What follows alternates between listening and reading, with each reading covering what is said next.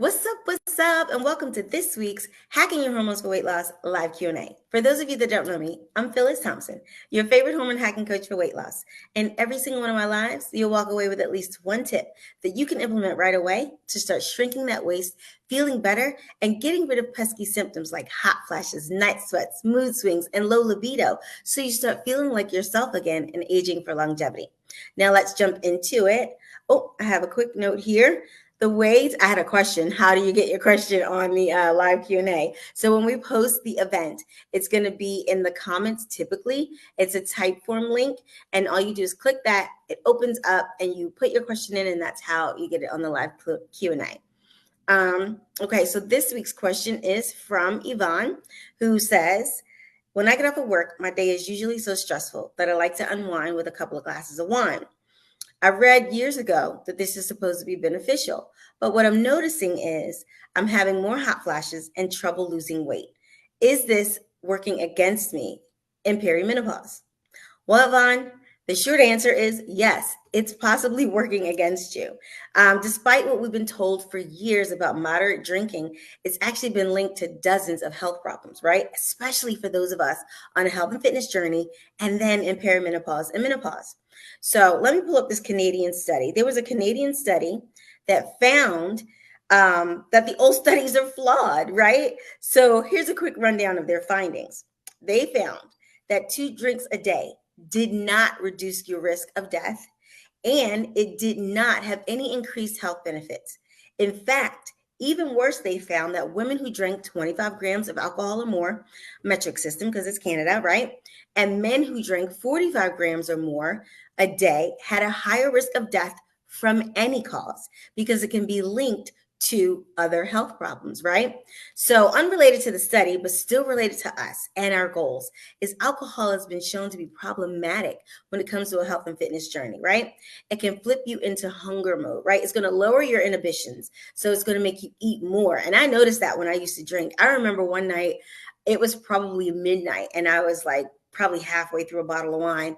And I was like, oh, I'm going to go downstairs and fry some chicken at midnight. Okay. So it definitely does lower your inhibitions, and it's going to increase your hunger, right? And it's packed with empty calories. It can even make you feel terrible the next day, partly because of the sugar, dehydration, and it's toxic. I mean, I hate to say it like that because I understand so many people enjoy their alcohol and they enjoy unwinding that way, but it's toxic, okay? But anyway, let's get into the science and how it affects us in our hormonal journey. Now, alcohol has been increased or shown to increase levels of estrogen in the body. And if you listen to me talk about estrogen dominance, we know it presents as belly fat. It makes things like hot flashes and mood swings worse. And it can also contribute to risk of developing sensitive hormones or diseases connected to hormones like breast cancer. That's in another one of the studies. I have the studies pulled up here so that I can reference them for you. It also slows workout recovery and raises the hormone cortisol. That is our stress hormone, right? Which can lead to increased stress and increased anxiety. And high levels of cortisol has been linked to fat accumulation because, as we know, it stores in the adipose tissue, the fat cells in our bellies. That's where we carry the most fat cells, right? It also makes it harder to lose weight. And if you've been listening to me, high cortisol can affect the way you sleep and the quality of your sleep, which can then in turn affect your hunger hormones, making it a ridiculous cycle, right? And it also lowers your body ability to use proteins. So for those of us who are we're trying to gain some lean muscle to reshape our bodies, drinking excessive amounts of alcohol, I want to say it that way instead of just saying alcohol, period. Excessive amounts of alcohol can affect the way our bodies use protein. And you know you need protein and the right strength training moves for your body to grow the muscles that you want it to grow.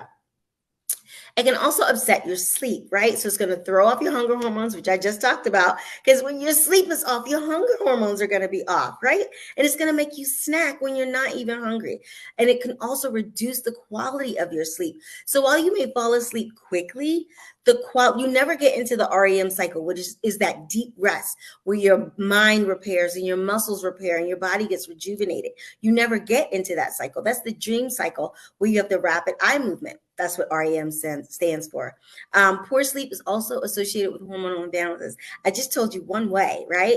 Ghrelin and leptin are your hunger hormones. That's a hormone imbalance when those are off because your sleep is off. It's going to make you eat more. It's going to increase your anxiety. It's just a lose-lose battle there, right? So it's also going to, like I said, make you want higher calorie food. So if you ever notice the day after you've had a poor night's sleep, you're like, why am I eating like this? I'm not even hungry. Why am I snacking? Why is everything looking good to me? It's because that sleep is not, it's out of whack, and those hunger hormones are out of whack, right? So it can also affect your body's sensitivity to insulin. And you hear me talk about the importance of blood sugar balance for PMS symptoms, to reduce, minimize, or eliminate those. The connection between heart issues with women in menopause that have insulin resistance. So it is so important for us to take care of our blood sugar and make sure it's balanced. And alcohol can affect that in a negative way. It can also increase fat storage, right? Which is something we definitely do not want. So another reason why minimizing the alcohol is going to be crucial. Excessive amounts of alcohol can impair liver function as well, making it harder to metabolize some of those hormones that could be in excess, like estrogen. I mean, I can't I can't talk about that enough. Like, estrogen dominance is linked to so many issues, right? And it's typically due to a lot of things that we're putting in our bodies, in and on our bodies. But toxins is another topic, although that's a good segue into how toxic alcohol is, right? So it's so many good reasons for you to minimize your alcohol consumption.